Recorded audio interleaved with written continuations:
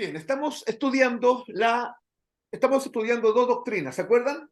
La propiciación y la expiación. Hoy día ya nos adentramos concretamente en la parte de la expiación. Así que si quieren colocar un título ahí en sus notas, coloquen la expiación.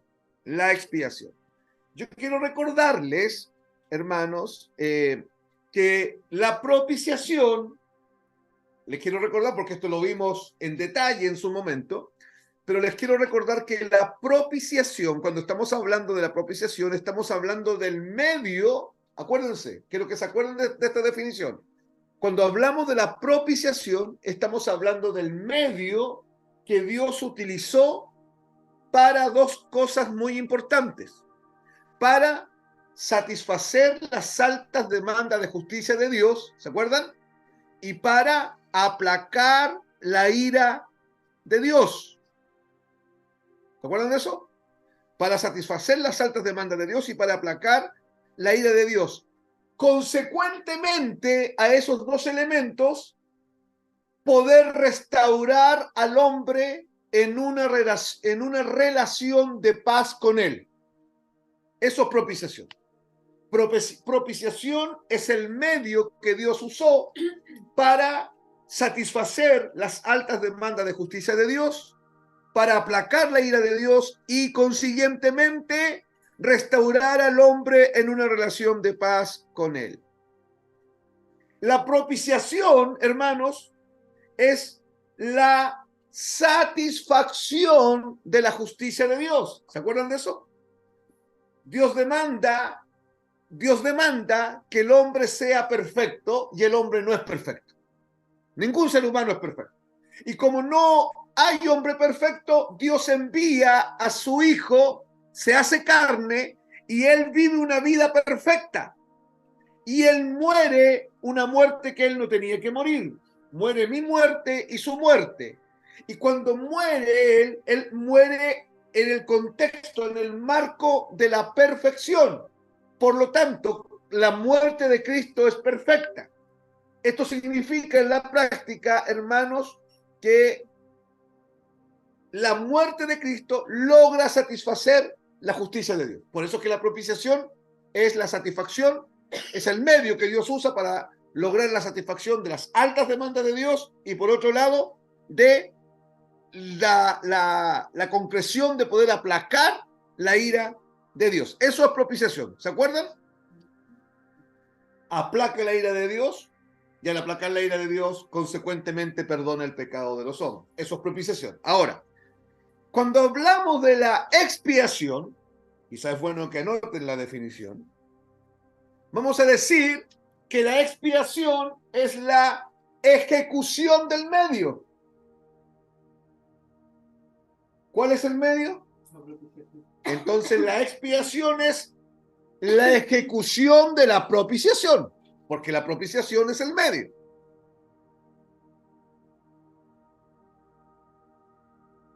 Por lo tanto, la muerte de Cristo es expiatoria.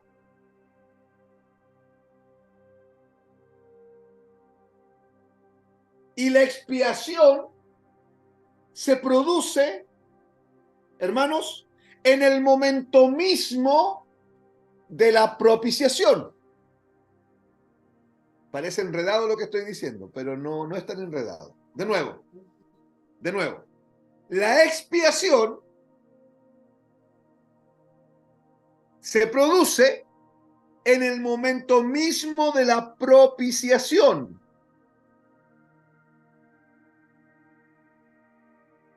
¿Se entiende? Porque Dios tiene una justicia que tiene que satisfacer su justicia y hay una ira de Dios que aplacar. ¿De acuerdo? Y nadie puede satisfacer la justicia de Dios. Entonces Dios provee un medio. El medio se llama propiciación. La propiciación es el medio que Dios provee para satisfacer su justicia, para aplacar su ira y para poner al hombre en un estado de paz con Dios. Eso es propiciación. Y yo les decía recién que la expiación es la ejecución del medio. ¿Cuál es el medio? Entonces la expiación es la ejecución de la propiciación. Es en el momento, para que me entiendan, en el momento que se está realizando la propiciación, se está manifestando la expiación. ¿Se entiende? La propiciación es el momento que Jesús sube a la cruz. En el momento, mírenme, en el momento que las manos de Jesús son clavadas en la cruz, empieza a salir sangre. En ese momento, esa sangre derramada empieza a satisfacer la justicia de Dios y empieza a aplacar la ira de Dios, pero al mismo tiempo empieza a expiar los pecados. Por eso es que cuando estudiamos la propiciación, o lo digo de otra forma, por eso es que yo soy guiado a estudiar la propiciación y la expiación juntas. Son dos doctrinas apartes. Pero si yo las segmento mucho, puede que cometamos algunos errores y no la entendamos bien. ¿Se entiende todo lo que dije, no? ¿Quién tiene dudas? Ahora, más sencillo el lenguaje, para que me entiendan. La propiciación es la forma como Dios se autosatisface, como Dios aplaca su ira por medio de la muerte de Cristo. Mientras está ocurriendo la propiciación, en el mismo momento está ocurriendo la expiación. Y la expiación es el perdón de los pecados. Ya más, no lo puedo minimizar más la doctrina. Eso usted tiene que entenderlo de esa forma. Por eso es que el tema de la expiación está tan estrechamente ligado al tema del sacrificio de Cristo. En otras palabras, si Cristo no muere en la cruz del Calvario, no hay expiación. Me adelanto un poquitito. Expiación significa perdón de pecado. ¿De acuerdo? O perdón, puntualmente perdón. Hay que entender la expiación como el perdón de pecado. Entonces, si no muere Cristo en la cruz, no hay perdón de pecado. Y no hay nomás, por mano. Y no importa lo que hagamos, no hay perdón de pecado. La expiación es eso. Entonces, coloquen un subtítulo. Sentido verdadero de la expiación, o de la palabra expiación. Eso es mejor. Sentido verdadero de la palabra expiación.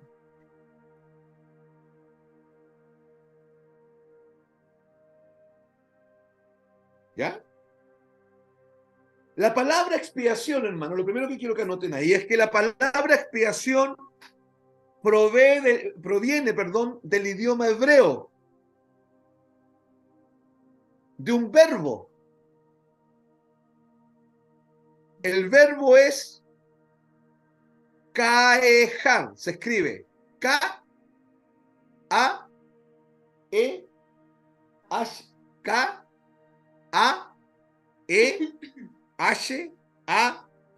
kaehar. La palabra expiación proviene del lenguaje hebreo, proviene de un verbo hebreo. Y el verbo hebreo es kaehar. ¿Qué significa? Perdón que sea tan así, tan explícito, pero, tan simple la definición, pero eso significa hacer expiación. ¿Ya? Eso significa hacer expiación. Eso en hebreo. Ahora va a aparecer otra palabrita que ustedes me la han oído en varias, yo la menciono de repente en las predicaciones, la menciono en la enseñanza. En el idioma griego, tenemos la palabra hilasterión, con H, tal cual como suena. Hilasterión. ¿Qué significa? Expiación. Tenemos entonces en hebreo kaehar, que significa hacer expiación, y tenemos en griego hilasterión, que significa expiación. Ya, pero escuchen. La palabra hilasterión, conceptualmente hablando, es habla de una expiación total y completa. Así que anoten eso. La palabra hilasterión, tal cual como suena, con H, la palabra hilasterión, que es la que estamos viendo, la griega, contiene la idea de un poder expiatorio completo. Contiene la idea de un poder expiatorio completo con un proceso ejecutado y terminado de comienzo a fin.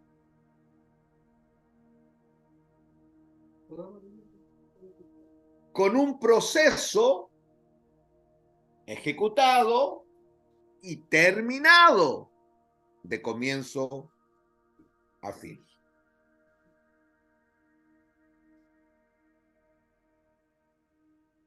¿Sí? ¿Anotaron ya? Un proceso ejecutado y terminado de comienzo a fin. Ya, a ver, hermanos, para que quiero que la idea se asiente bien en sus mentes. La palabra expiación proviene directamente de un verbo, de un verbo hebreo. El verbo hebreo es kaejar, que significa hacer expiación. El homólogo en el griego es la palabra hilasterión. También la van a encontrar como hilasteros. Es lo mismo. Hilasterión. Pero la palabra hilasterión significa expiación. Pero el sentido conceptual, el peso que tiene esa palabra, habla de una expiación completa. Tiene la idea conceptual de una expiación completa. De un proceso expiatorio ejecutado y completamente terminado. De comienzo a fin. Explico. Cuando Dios expía un pecado, no queda el pecado medio perdonado. ¿Se entiende? Se perdona completamente.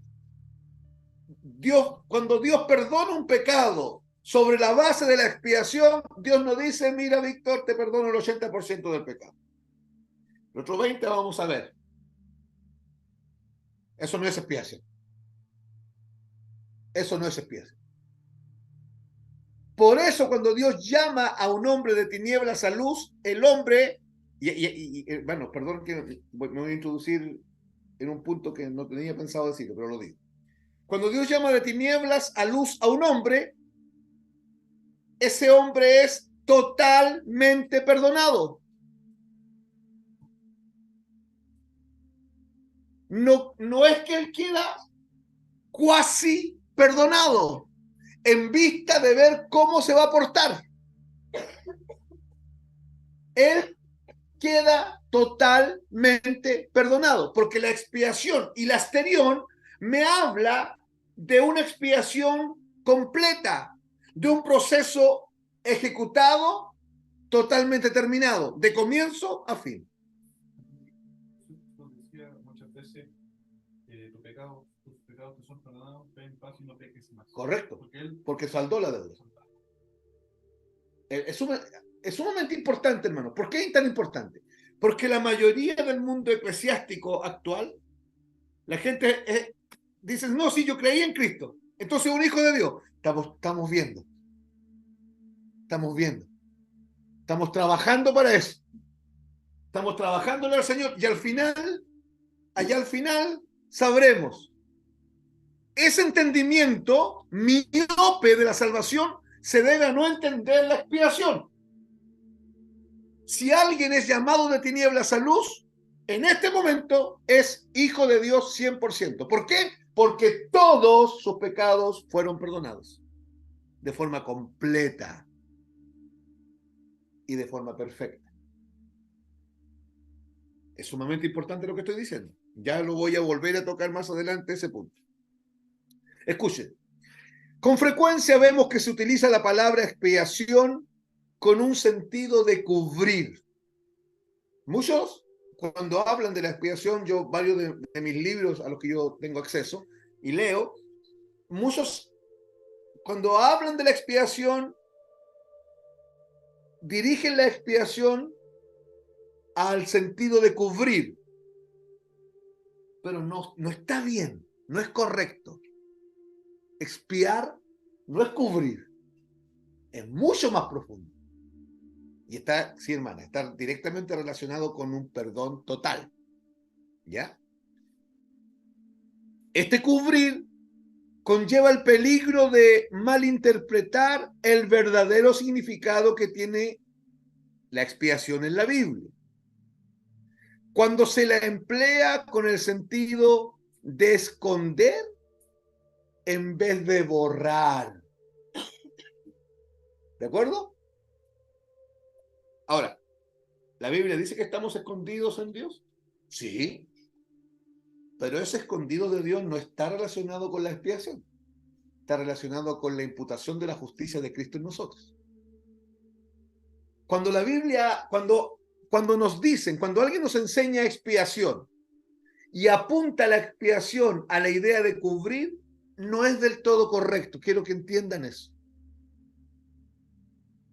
Cuando alguien habla de expiación y apunta la idea a la idea de esconder, de que estoy escondido en Cristo, aunque eso es verdad, que estamos escondidos en Cristo, pero estamos escondidos en Cristo no a causa de la expiación.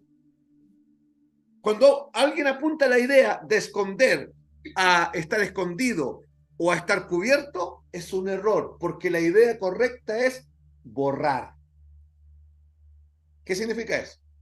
Que si Dios viene y perdona los pecados de Nicolás, los pecados son completamente borrados, porque ya no están. ¿Por qué? Porque fueron expiados. Entonces, quiero que aprenda esto, por favor. Esta idea apréndasela de memoria, ojalá.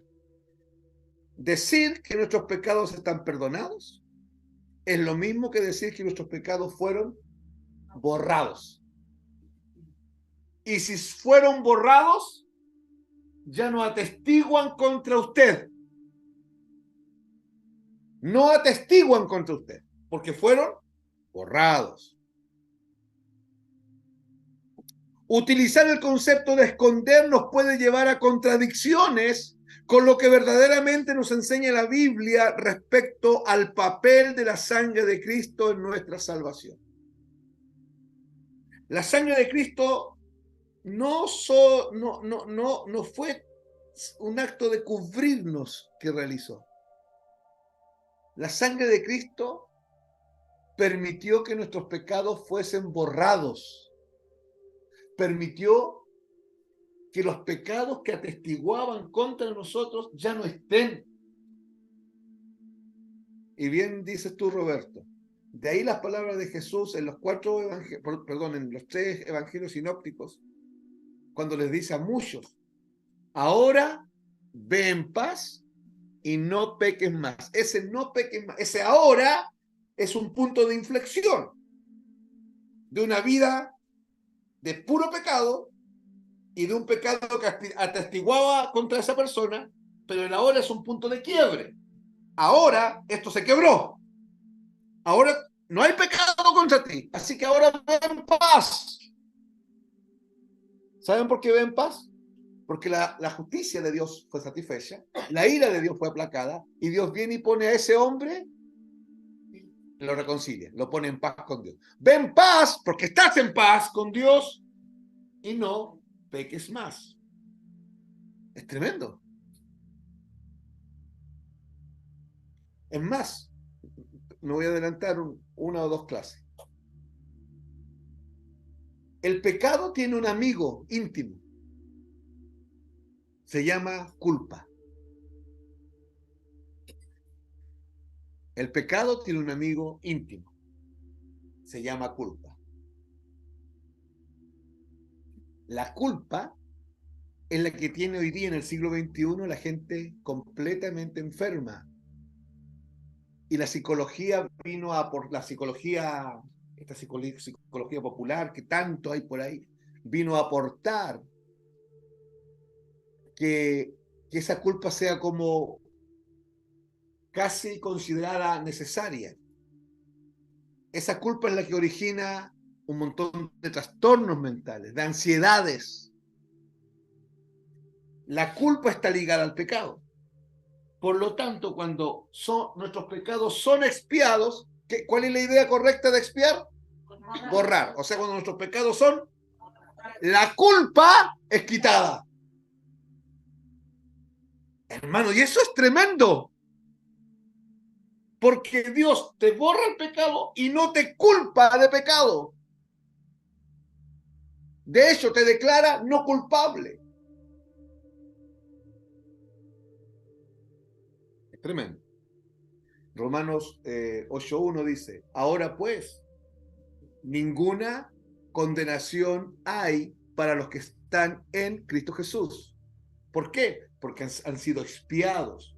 Sus pecados han sido borrados y la culpa ha sido quitada. ¿Se está entendiendo, hermano, la idea de lo que estoy diciendo? ¿Culpa así de sentirse mal o culpa de condenación? Culpa de condenación. Pero la culpa de sentirse mal es la hermana menor de la culpa de condenación. Todo tipo de culpa nace en la culpa de la condenación. Y la culpa, Jaimito y hermanos, la culpa de la condenación es la carga punitiva. ¿Qué es eso? Es la carga penal que Dios pone sobre el hombre. Dios mira al hombre y le dice, tú eres un pecador, por lo tanto te culpo de tu pecado. Y le pone una carga encima. Y producto de eso te condeno al infierno. ¿Se entiende? Viene Cristo, muere en la cruz por ti, te perdona el pecado, borra el pecado, te quita la carga punitiva. ¿Cuál es la carga punitiva? La culpa. Te quita la culpa y te declara no culpable. Hermano, ¿sabe de qué te declara no culpable? ¿Qué fue lo que llevó a Jesús a la cruz? Pecado. Y te declara no culpable. ¿De qué? Pero esos pecados los llevó Jesús a la cruz. ¿Y qué le pasó a Jesús en la cruz? Murió. Entonces, ¿de qué nos declara no culpable? La muerte de quién.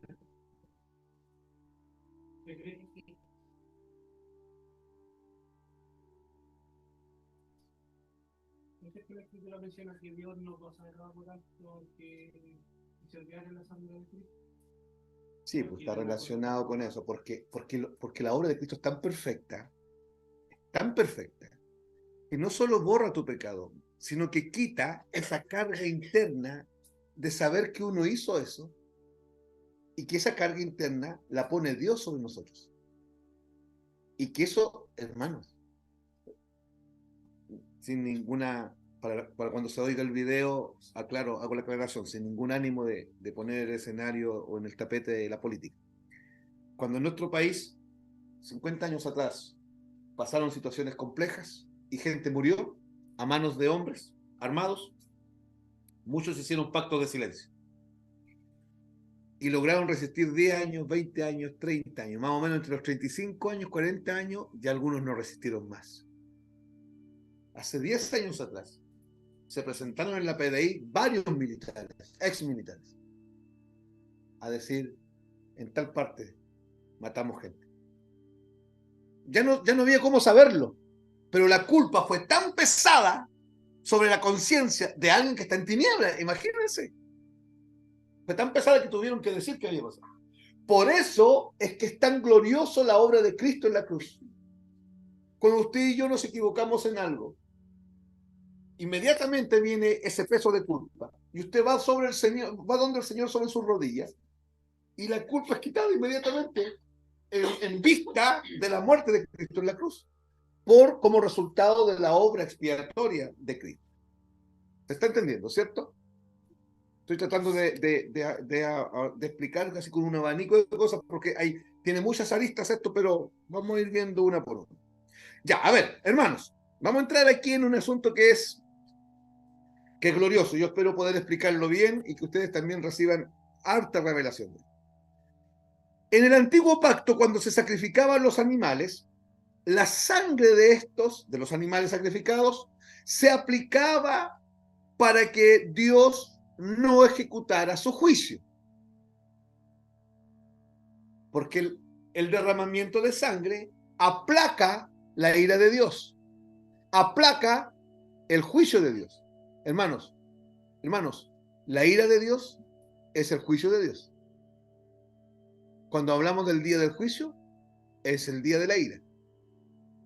Cuando decimos que el hombre está bajo la ira de Dios, es lo mismo que decir que el hombre está bajo el juicio de Dios. ¿De acuerdo? ¿Qué pasaba en el Antiguo Testamento cuando se derramaba la sangre de los animalitos? Primero se aplicaba la sangre sobre algo o sobre alguien. ¿Con qué intención? Perdón.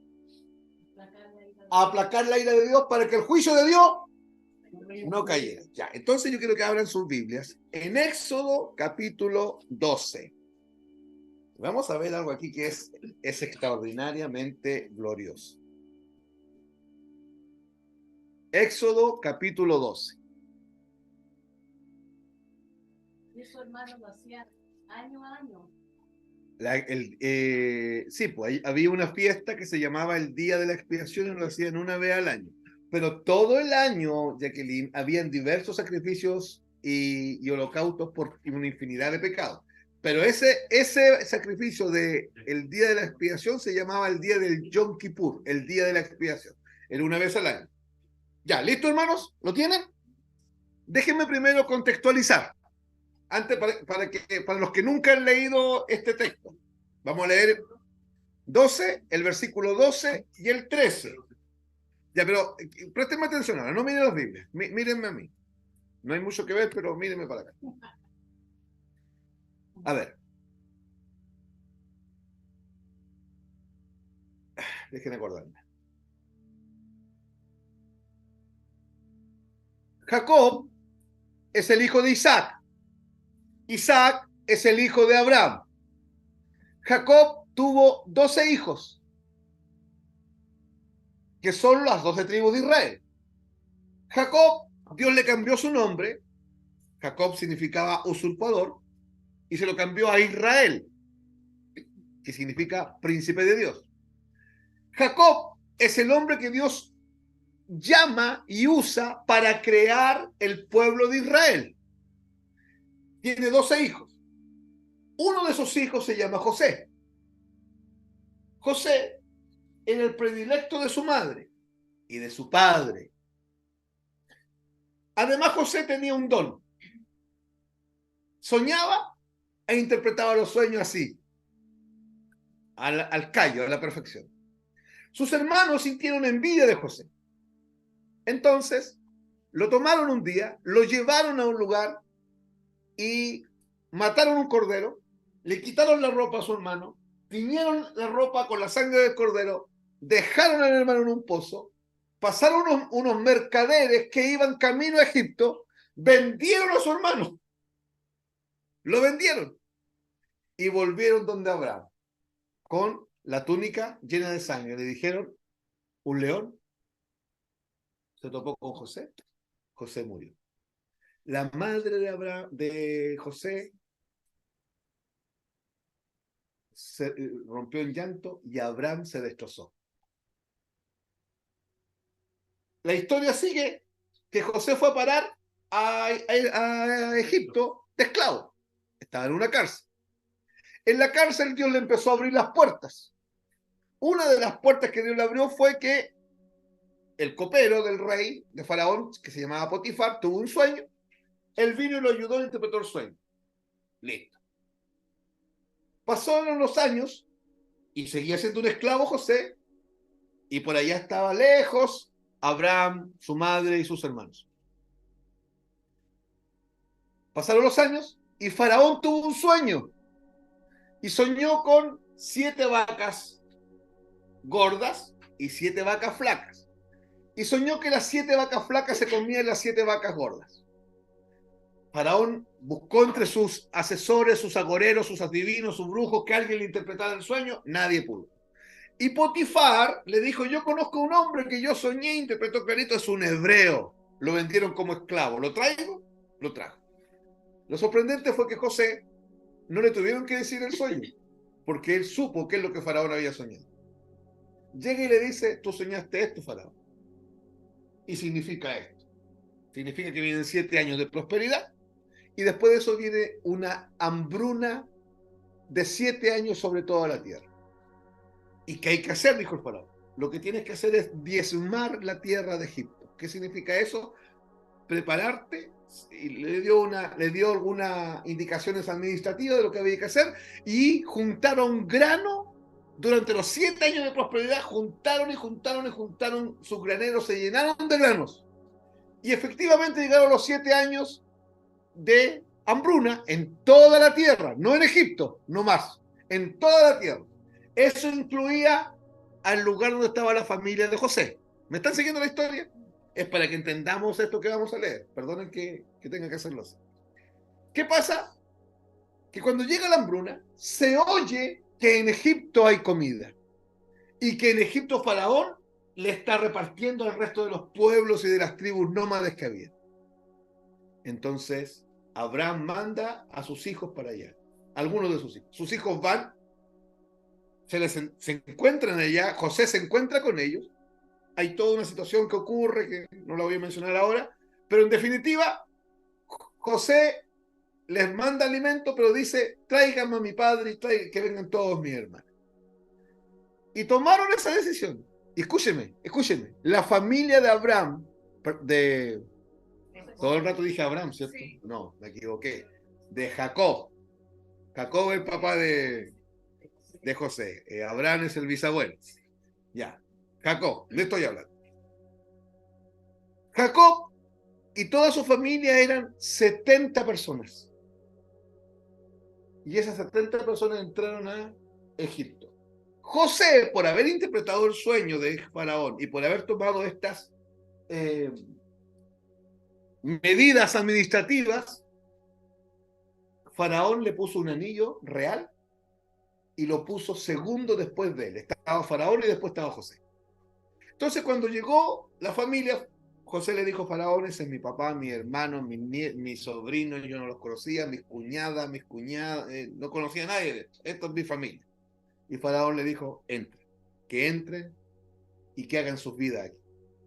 ¿Listo? Y la familia, el pueblo de Israel, ¿cuánto entraron? Sí. Empezó a crecer. Y murió ese faraón. Y vino el otro. Y murió José y lo enterraron, sus huesos los enterraron por ahí. Y Israel empezó a crecer. Y murió ese faraón y vino el otro. Y el otro era malo. Y los esclavizó. Y vino el otro y era más malo y los mantuvo esclavos. Y vino el otro y ese otro era peor y los mantuvo esclavos. Y pasaron 450 años de esclavitud. ¿Listo? Siendo esclavos. Entre todos, ya no eran 70. Cerca de 2 millones de hombres. Se cree que 5 o 7 millones de personas. Después de 450 años. Y nace un niñito llamado Moisés. Y la mamá lo salva. Porque se dio una orden real que había que matar a todos los niños hebreos de 2 años por abajo. Y ese niñito lo esconden en un canal. Lo salva la hija de Faraón. Lo adoptan.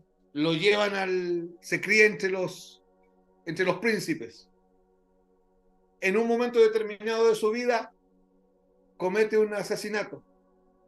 Huye hacia el desierto. Y en el desierto Dios le habla.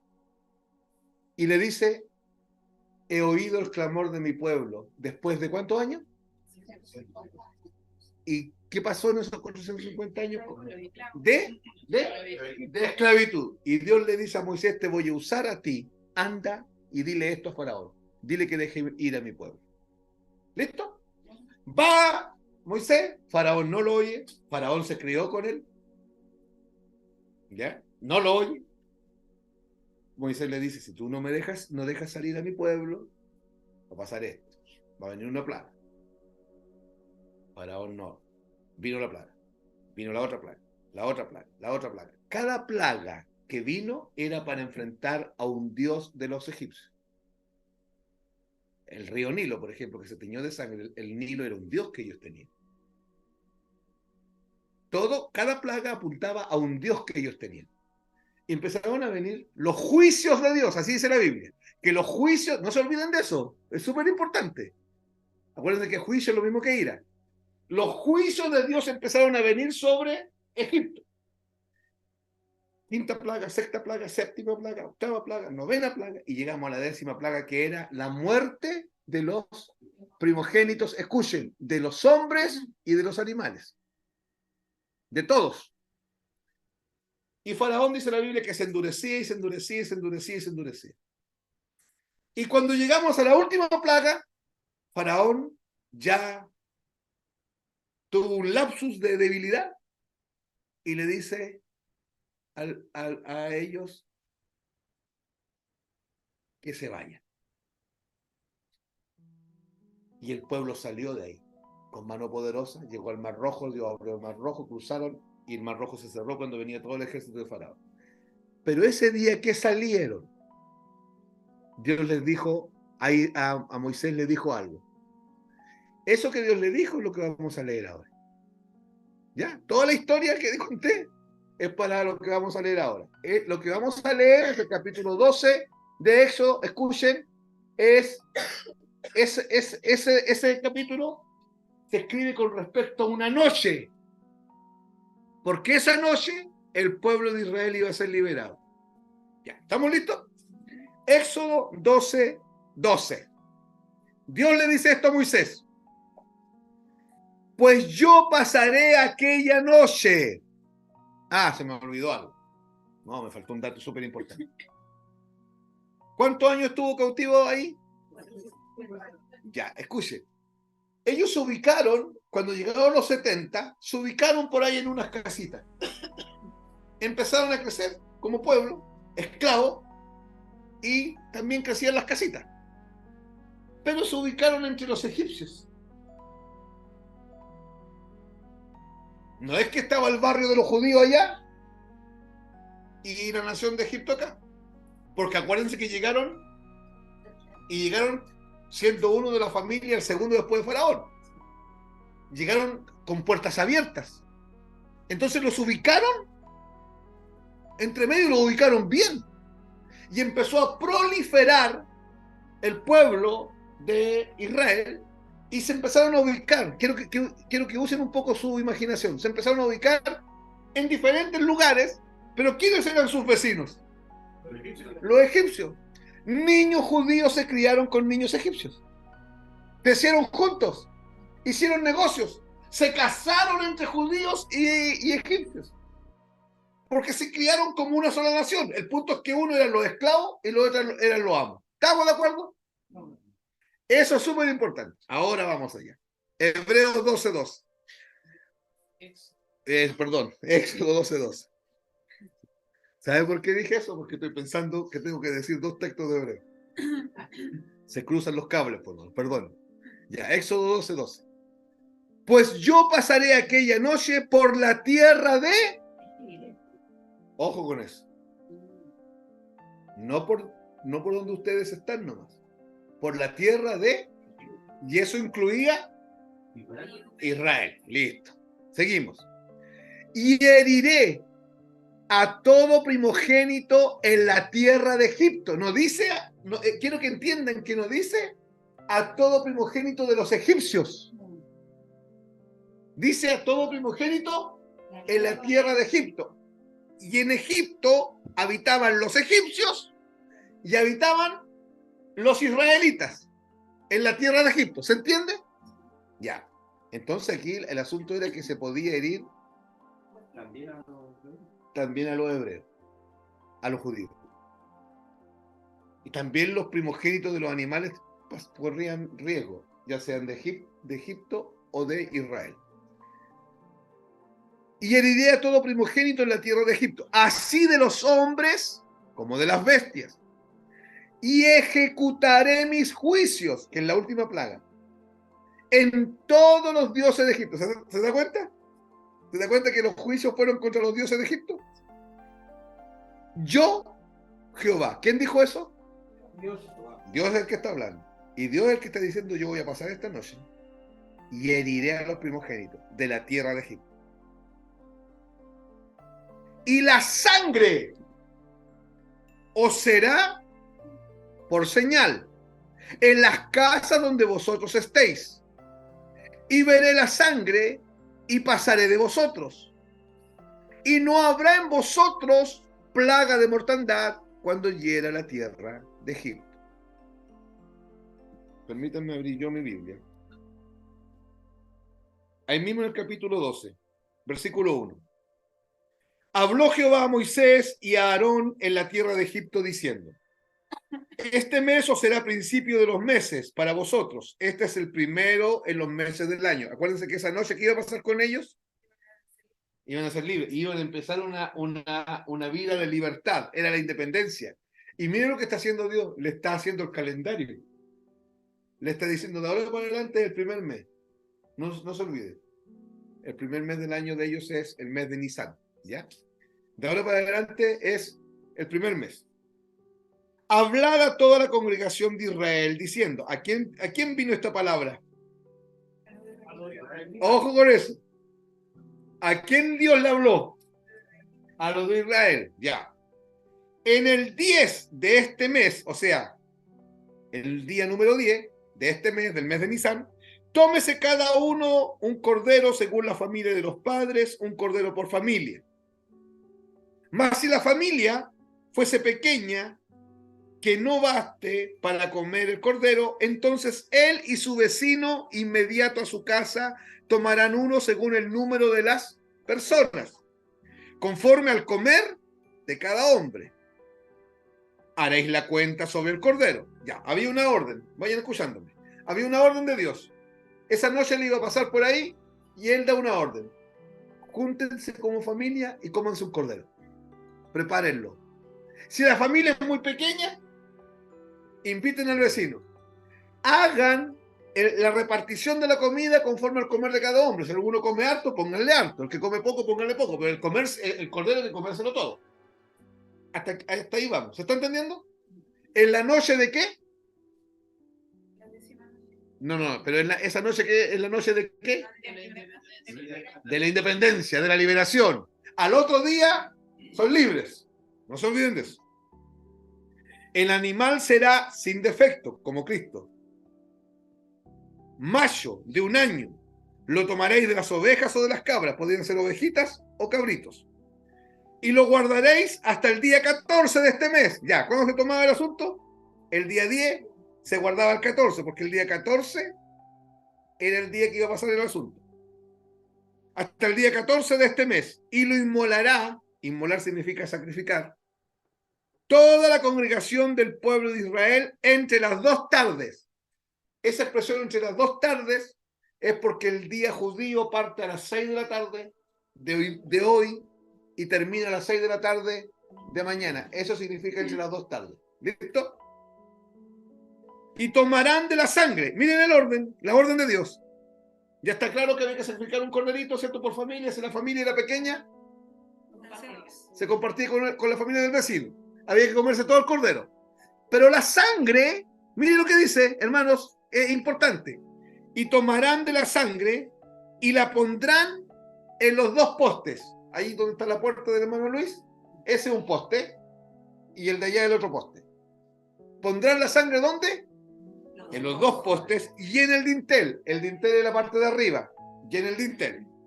De las casas en que lo han de comer. ¿A quién le está diciendo esto Dios? Al pueblo de Israel. No lo olviden. ¿Pero qué es lo que iba a herir Dios? No. La tierra de Egipto. No al pueblo de Egipto solamente y no al pueblo de Israel solamente, la tierra de Egipto. Pero ¿a quién está advirtiendo Dios y está dando una estrategia? A Israel, ya. ¿Dónde había que poner la sangre? En los postes y en el Listo. Y aquella noche comerán la carne asada al fuego y panes sin levadura. Con hierbas amargas lo comerán. Ninguna cosa comeréis de él cruda ni cocida en agua, sino asada al fuego, su cabeza con sus pies y sus entrañas. Ninguna cosa dejaréis de él hasta la mañana, y lo que quedare hasta la mañana lo quemaréis en el fuego. El cordero tenía que ser consumido completamente. Acuérdense, ese cordero es figura de Cristo. Y lo comeréis así, ceñido vuestros lomos. ¿Entiende lo que es ceñir los lomos? Apretar el cinturón. Eso es ceñir los lomos. Ceñido, en esos tiempos no había cinturón, se usaba una correíta para firmar la túnica. Eso es ceñir los lomos. Ceñido vuestros lomos, vuestro calzado en vuestros pies y vuestro bordón en vuestra mano. El bordón era un báculo con el que los hebreos caminaban, pastoreaban. Y lo comeréis apresuradamente. ¿Cómo dice ahí? Es la Pascua de Jehová, lo que conocemos como el Pesaj, que ya lo vamos a estudiar aparte. Pues yo pasaré aquella noche por la tierra de Egipto y heriré a todo primogénito en la tierra de Egipto, así de los hombres como de las bestias, y ejecutaré mis juicios en todos los dioses de Egipto, yo Jehová. Y la sangre, ¿cuál sangre? ¿Cuál sangre? ¿Pero dónde está esa sangre? ¿Dónde había que ponerla? En los postes y en él. Listo. Y la sangre os será por señal en las casas. ¿Por señal para quién? Para Dios. Donde vosotros estéis. Escuchen. Él no está diciendo, estén tranquilos que yo los voy a buscar a ustedes. Donde los encuentren los salvo. ¿Entienden? ¿Están entendiendo? Él no le dice, oh, yo voy a pasar esta noche, voy a herir toda la tierra de Egipto, pero ustedes, judíos míos, ustedes tranquilos nomás, porque yo los busco. Yo los voy a encontrar y como yo los conozco bien, yo me encargo de buscarlos. No.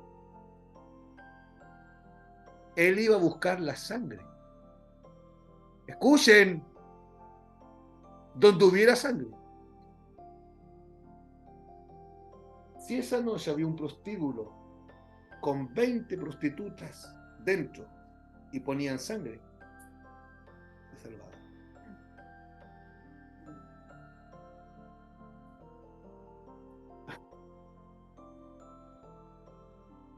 Porque Dios dijo, para mí la señal es la sangre.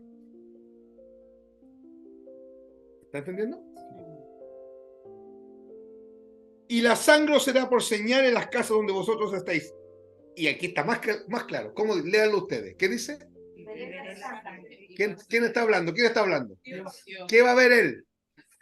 Y veré. Mira, dice. No voy a mirar al judío que se porta bien. Al judío que nunca dice mentiritas. No voy a mirar al judío que es derechito. No voy a buscar a los mejores de ustedes para salvarlos. Porque no hay ninguno, son todos pecadores. Voy a ver la sangre y veré la sangre y pasaré de vosotros. En el original dice, y pasaré por alto. Y no habrá en vosotros plaga. ¿Cuál plaga? La muerte de los primogénitos. De mortandad cuando lleguen a la tierra de Egipto. Ya, entonces escúchenme a ver. ¿Cómo se criaron los judíos? Ya, estuvieron hartos años juntos. O sea, varias generaciones juntas. Si aquí Luis y Paola llevasen 10 años, Jaimito se hubiese criado con los niños del lado. ¿Correcto? Saldrían a jugar a la pelota afuera, saldrían a conversar afuera, saldrían a cazar la cartija afuera. Y a pololear afuera. ¿Ya? Se las arreglarían para hacer eso. ¿Esta familia de qué es judía? Oye, es un ejemplo, ¿ah? No van a pensar que el hermano Luis es judío. ¿Ya? ¿Ya? Esta familia es judía. La del lado es egipcia.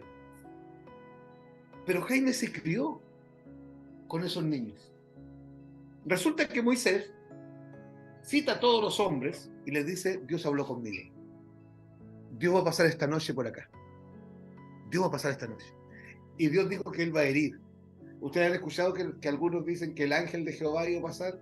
Ya eso es falso, la Biblia ahí dice, yo Jehová, así dice, yo Jehová. ¿Quién va a herir la tierra? Yo Jehová. El que pasó matando esa noche fue Dios. Porque es Dios el que desata su ira. ¿De acuerdo? Porque el problema el hombre lo tiene con Dios, no lo tiene con un ángel. El hombre es enemigo de Dios. Y Moisés le dice a todo, y el hermano lo escucha. Y llega acá. Hola, vení, Jaime. Dios habló. Va a pasar esto. Así que hay que buscar el cordero. Y Jaime parte para afuera. ¿Los del lado qué son? Pero Jaime tiene amigos. Más encima es amigo del primogénito del lado. Y parte, toca la puerta. Y busca el del lado que se llama Manuel. Manuel. No tenemos un Dios. Se llama Jacob. No, se llama Jehová. Y él habló con nuestro líder, con Moisés. Y dijo esto, y va a pasar esto. Va a pasar esto. Y van a morir. Y van a morir todos los primogénitos de los hombres y todos los primogénitos de las bestias. Y ese otro niño le cree a Jaime. Le cree. Y parte a hablar con su papá. Y el papá le cree al hijo. El papá viene a hablar con Luis. Y Luis dice, sí, eso va a pasar.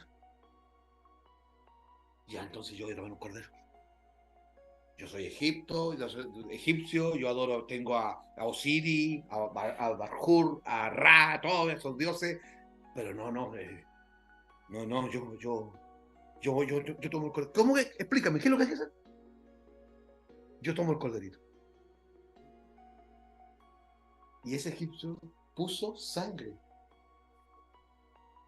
Y llegó la hora, pues, hermano. En algunas casas de los judíos le dijeron al vecino egipcio, oye, va a pasar esto, ¿quieren venir a comer con nosotros? Porque tenemos un cordero muy grande, ¿quieren venir?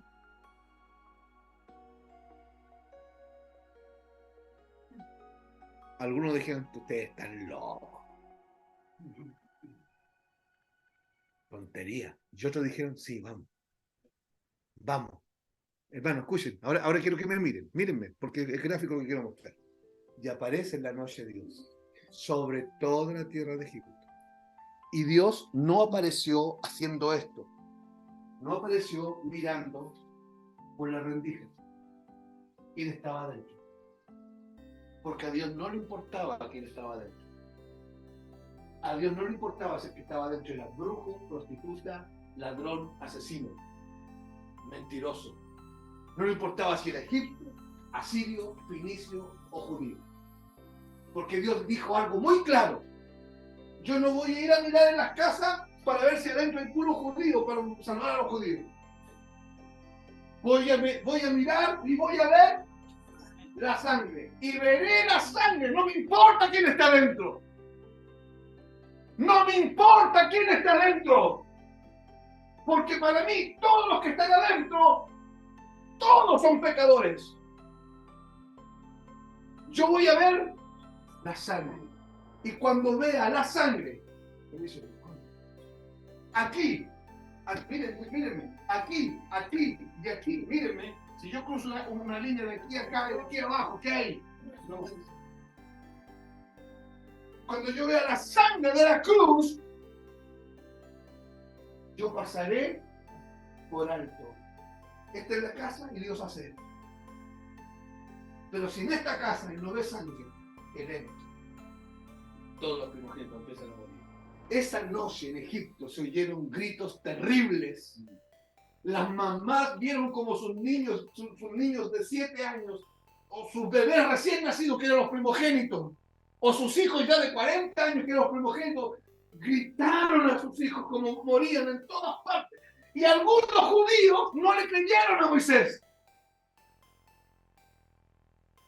También murieron. Morían los animales, las vacas, las cabras, morían todos los primogénitos. Pero lo que necesito que entiendan es que probablemente adentro de una casa había un asesino escondido, creyendo eso. Porque la salvación no es por buena conducta moral. La salvación no es por portarse bien ni hacer bien las cosas. La salvación no es porque somos los mejores ni porque le estamos trabajando al Señor.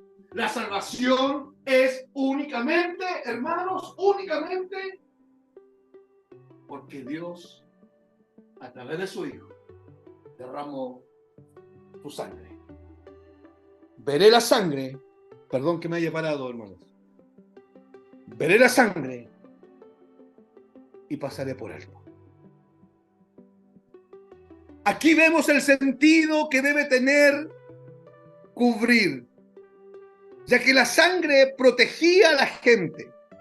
Dios pasó y vio como Él sabe todas las cosas, sabía quiénes estaban dentro de las casas, judíos y no judíos.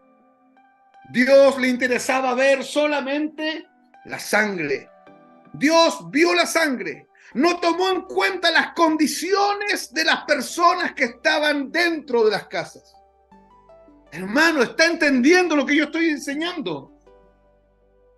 La salvación no tiene que ver con la moralidad de la gente. La salvación no tiene que ver con la religiosidad de la gente. La salvación no tiene que ver con tu conducta, con tu supuesta conducta moral intachable. La salvación está ligada solamente a la muerte de Cristo en la cruz del Calvario, a ese Cordero, a la sangre del Cordero. Veré la sangre. Estas personas se salvaron porque creyeron en la advertencia de Dios a través de Moisés. Eso es fe. La salvación por medio de la fe. Creyeron en el poder que Dios desató por medio de esta sangre. Hermanos, ¿me están siguiendo? ¿Me están entendiendo lo que estoy enseñando? Yo cuando vi estos textos bíblicos las primeras veces no los entendí, pero cuando ya empecé a comprender, Dios ve la sangre y siempre ha visto la sangre. Puntualmente la sangre de Cristo. Con esto se va al suelo la religión moralista. Se va al suelo la religión pagana de las obras, la religión de que hay que hacer cosas para Dios, sacrificios para Dios, y que Dios va a ver nuestras obras. Por eso que usted jamás tiene que cometer error, porque yo voy a decir algo que es bien cierto, yo lo creo a pie junto, y tengo argumento para decir lo que voy a decir. En tinieblas hay gente mejor que nosotros. O por lo menos en tinieblas hay gente mejor que yo. Yo estoy seguro de eso. Entonces de repente usted puede cometer este error. Usted conoce a alguien de su familia o algún amigo, algún comadre, compadre que tiene por ahí, que es más o menos derecho, que es generoso, que es recto, que no sé. Y usted dice, oye, este se podría convertir. Este Dios lo usaría. ¿Por qué? No, porque este compadre es generoso, es preparado, es académico, y así. Están los vehículos. No, este se podría hacer. Hermano, no. No. A Dios nuestras capacidades no le importan. A Dios nuestros méritos no le importan. A Dios lo único que importa cuando mira tu vida es encontrar la sangre de Cristo aplicada en tu vida. Y si no te predican el evangelio de la cruz, esa sangre no estará. No eres cristiano y se acabó. Y los que van a oír el video en su momento, quizás te vas a molestar por lo que estás oyendo. Pero solo Cristo, hay un solo mediador entre Dios y los hombres, Jesucristo, hombre. 1 Timoteo, capítulo 2, versículo 5, dice eso. No busquen, estoy dando el texto solamente. Los judíos tenían que creer y obedecer esta instrucción. Y nada más. Creer y obedecer. Y escuche, y el milagro se desataba. El milagro de la vida. Los que iban a morir no morirían por la fe. Usted no va a morir, hermano.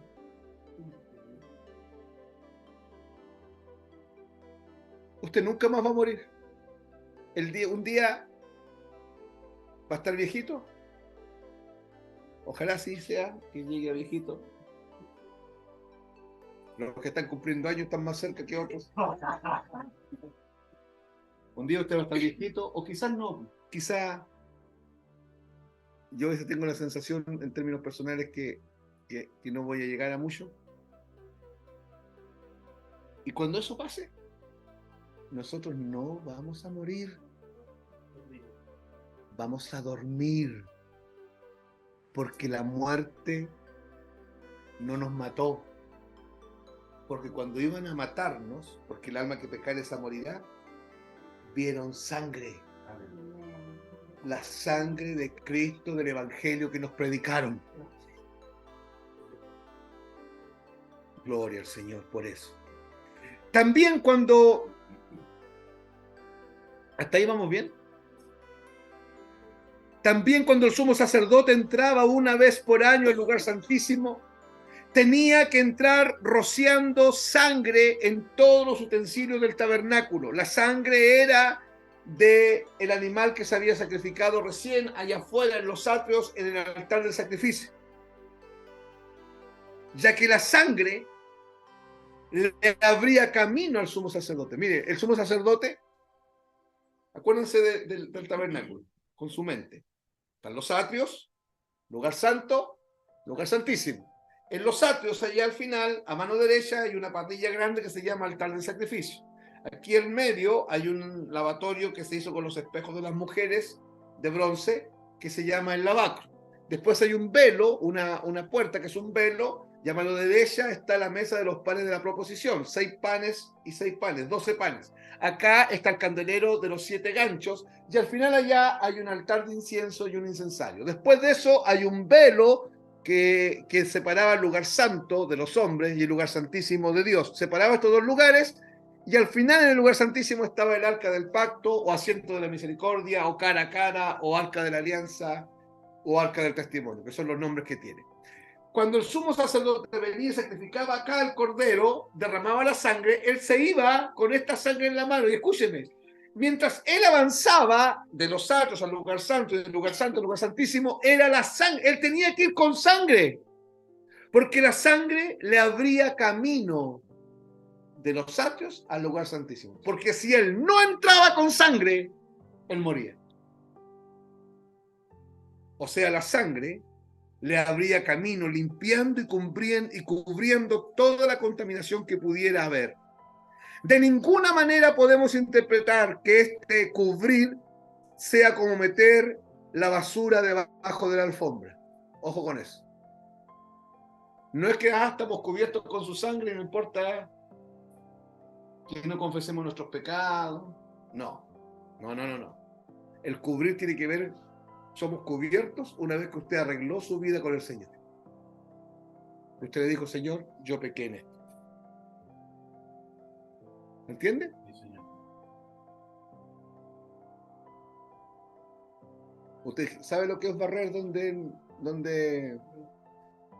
ve la suegra? ¿Sabe o no? Aquí. ¿Ya? ¿Ya? Ahí. Se ve limpiecito. Ajá.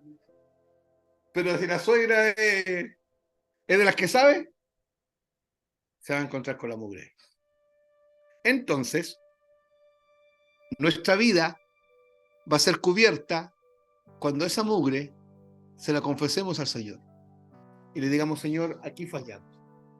Ahí usted es cubierto con esa sangre.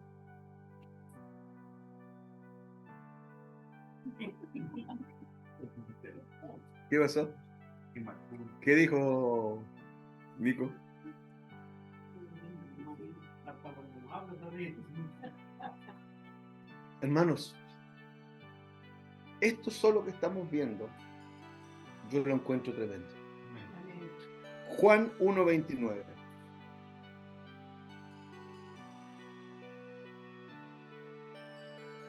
El siguiente día vio Juan a Jesús que venía a él con el bautismo. Y dijo: He aquí el Cordero de Dios que quita el pecado del mundo. De nuevo.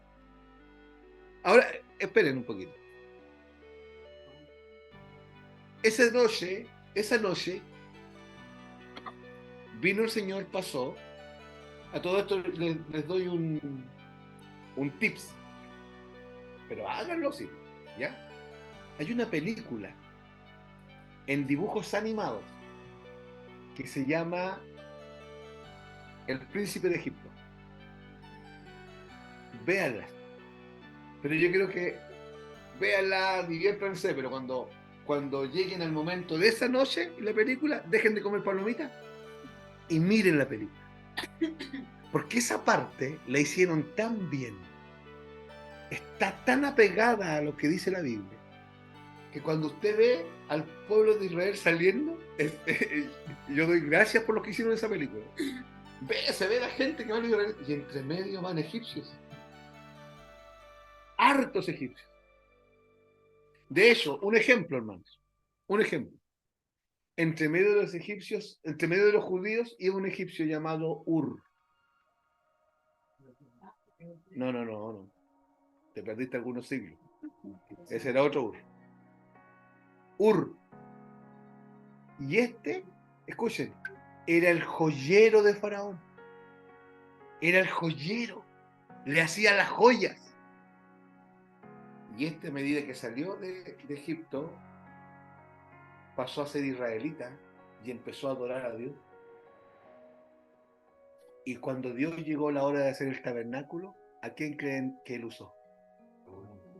Dice la Biblia que el Espíritu de Dios vino sobre él.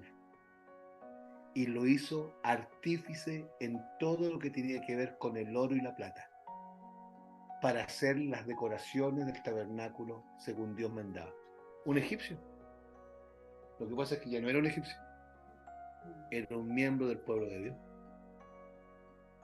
Y muchos judíos que no creyeron quedaron al otro lado de Dios. Y sus primogénitos murieron. Porque ¿qué es lo que ve Dios? Y ellos se criaron, porque hay una orden. Cuando estudiemos en otra ocasión, el capítulo 12, hay una orden de Dios. Dios le dice, ¿y este será el comienzo de qué? Del mes y de los meses, le dice. O sea, de aquí para adelante parte el año suyo. ¿Cuándo parte? Parte el 1 del mes de Nisan. ¿Cuándo es la Pascua? El 14 de Nisan. En la Pascua fue cuando murió Jesús. Jesús murió en la Pascua. Porque en la Pascua moría el Cordero. Jesús entró a Jerusalén 4 días antes. Porque 4 días estaba guardado el Cordero. El día 10 entró Jesús el día 10 y lo aclamaron con palma y dijeron, Hosana, el rey que viene. ¿Se acuerdan? Pasaron 4 días. ¿Por qué pasaron 4 días? Porque era figura de lo que había pasado. No, lo otro era figura. Lo que había pasado era figura, no Cristo figura. Lo que había pasado en Egipto era figura de esto. Por lo tanto, era el cumplimiento de la figura. Así como el Cordero lo tomaban el día 10 y lo guardaban hasta el 14, Jesús entró el día 10 a Jerusalén y estuvo guardado 4 días. Y se presentó delante de todos y lo examinaron y salió aprobado. Y el día de la Pascua a Jesús lo toman para sacrificarlo y lo sacrifican. Tal cual. De ahí para adelante, desde cuando el pueblo de Israel salió, pasaron hartos siglos más hasta que llegó Jesús. Antes existía, se me olvidó. existía la historia por transmisión oral. Entonces los papás le contaban a sus hijos, y los hijos a sus hijos, y esos hijos a sus hijos. Cuando el Señor nos sacó de Egipto, fue así. Cuando el Señor nos sacó, y sabían, y se mataba un cordero, y la sangre del cordero se puso en los dinteles y en la puerta, y esa noche pasó el Señor, y todos los primogénitos murieron, y hubo un llanto y un lamento. Si usted después quiere, lea lo que pasó, es terrible lo que pasó esa noche en Egipto. Y esa historia se contó generación tras generación. Entonces, todos los judíos sabían que el cordero... No. Cuando escuchaban hablar del cordero, para ellos, ¿qué es lo que era?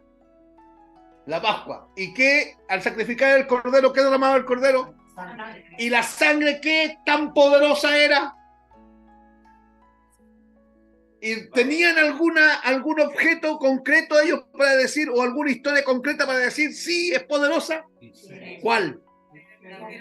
La noche de su liberación. ¿De acuerdo? Y aparece un día en el Jordán, está lleno de judíos, y aparece, está Juan bautizando, y aparece un hombre moreno, delgado, de barba, de pelo largo. Y Juan lo ve. Y cuando Juan lo ve, no dice, ahí viene mi primo Jesús, porque era primo. Juan no dice, y ahí viene el profeta famoso que anda dando vuelta. Oye, ahí viene Jesús de Nazaret, hijo de María y de José. María es prima de mi mamá, Elizabeth. No dice eso. Cuando él lo ve, dice, he aquí el Cordero de Dios. Ya, esa frase es terrible. Porque todos los judíos sabían lo que significaba un cordero. Y la segunda frase es peor. Los judíos creían que ellos eran el pueblo de Dios. Y aquí no dice, he aquí el cordero que quita el pecado de los israelitas. Del mundo. Y eso nos incluía a nosotros, pobres nacimentanos. Pueblo perdido entre las nalcas y los digüeños. Y Dios se acordó de nosotros. Aquí. Entonces, escuche porque voy terminando por hoy día. Aquí no hay buenos ni malos. No hay correctos e incorrectos. Aquí no hay píos e impíos. Aquí no hay limpios ni sucios. Porque a Dios no le interesaba. Porque a Dios le interesaba. Lo único que para Dios cuenta es si ese hombre, Jaime, lo único que para Dios cuenta es si tú estás bajo la sangre. Lo único que cuenta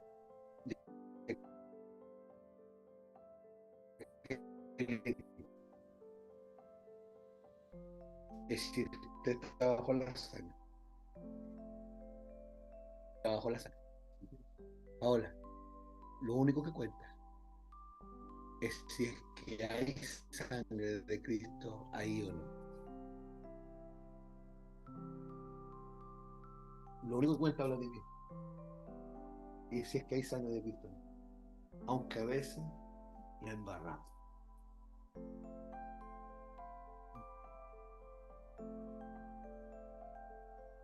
No hay buenos ni malos para Dios. Dios no vino y dijo, oye, a los buenos los salvo y los malos se mueren todos. Esto que estoy enseñando quiebra la consigna de la religión. O sea, hermanos, cualquiera que mire la sangre de la cruz con fe, cualquiera puede ser salvo. No existen predestinados para condenación y predestinados para salvación. Existen todos los hombres que van camino al infierno y una cruz ensangrentada donde murió el Cordero Perfecto todo aquel que cree por medio de la fe en eso es salvo. Este es el sentido de cobertura que debemos entender, ya que la Biblia nos enseña que simultáneamente y no como algo posterior, el pecado es quitado de todos nosotros. En el momento que Cristo murió, los pecados son quitados. Por lo tanto, en el momento que usted creyó, los pecados son quitados, borrados, no son cubiertos.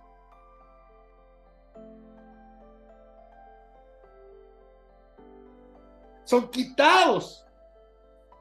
Nunca más.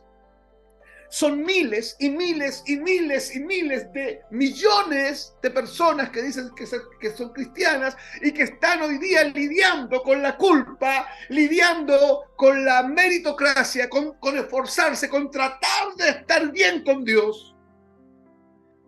Cuando lo único que Dios quiere ver es la sangre. Porque la sangre es la que establece la expiación. O sea, la sangre es la que borra los pecados. Amén.